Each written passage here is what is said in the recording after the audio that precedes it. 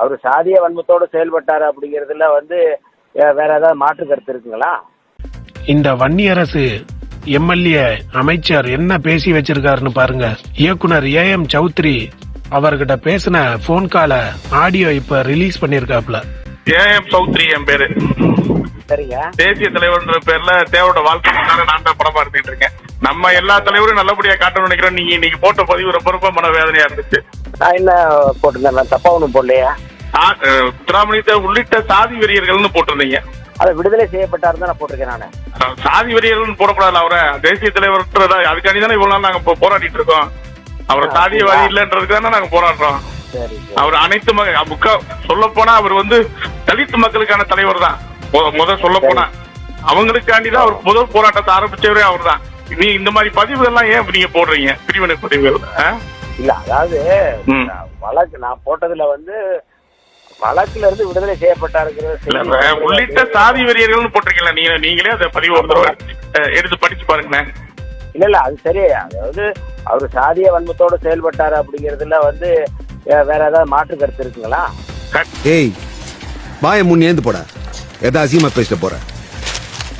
அவர் எப்படி சாதிய வன்மத்தோட செயல்பட்டாரு? அவர் என்னைக்குமே அப்படி செயல்பட்டதே இல்லையே. இல்லையா? ஒரு நேரத்துல ஒரு துளி கூட அவர் சாதிய வன்மத்தோட பசும்பொன் முத்துராமலிங்க தேவர் செயல்பட்டதே கிடையாது.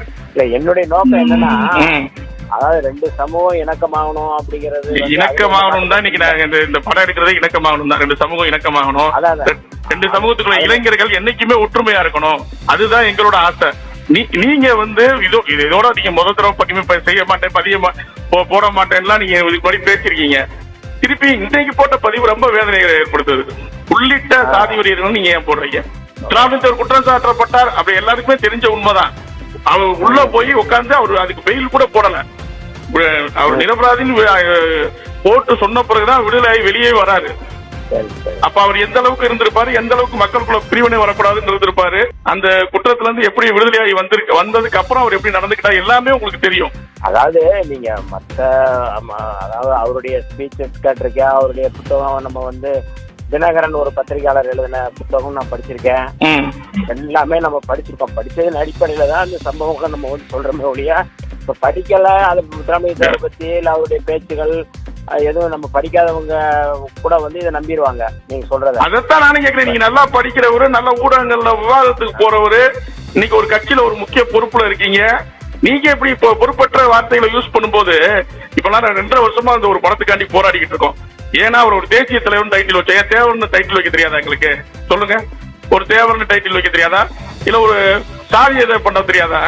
நம்ம படத்துலயும் கிட்டத்தட்ட ஒரு 20-25 தலைவர்கள் வராங்க. எல்லாத்தையும் மெரிட் பண்ணிருக்கோம். யாரையுமே டிமெரிட் பண்ணல. இனிமே அந்த பதிவை கொஞ்சம் நீக்கி விடுங்க. எனக்காண்டி நான் சொல்றேன், பதிவை நீக்கி விட்டுருங்க. ஏன்னா இனிமே பிரிவினை வேணாம். உங்களையும் நாங்க சகோதரரா நினைக்கிறோம். இப்ப நான் திருப்பி பார்ப்பேன், கொஞ்சம் அதை நீக்கி விட்டுருங்க. வேற மாதிரி பதிவு போடுங்க. சரிங்களா? தேங்க்யூ.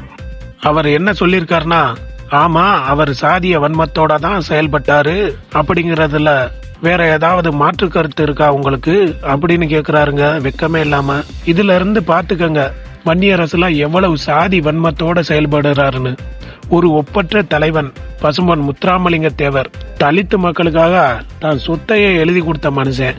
அவரை பத்தியே இவ்வளவு கேவலமா பேச இவங்களுக்கு எல்லாம் எப்படித்தான் மனசு வருதுன்னு தெரியல. நம்ம தளபதி விஜய் பிசிகேவை கூட்டணியா சேர்த்தது சரி, ஆனா அவங்ககிட்ட ரொம்ப நெருக்கமா இல்லாம செயல்படுறது தான் நம்மளுக்கு நல்லது. ஏன்னா அவங்க சொல்லுவாங்க நாங்க ஜாதியை ஒழிக்க பிறந்தவங்கன்னு சொல்லுவாங்க. ஆனா இவங்க தான் ஜாதி அரசியலே பண்ணுவாங்க. அமைச்சர் வன்னியரசு அருமையா பேசுறாரு சட்டமன்றத்துல. ரொம்ப நல்லவர்னு நினைச்சேன்.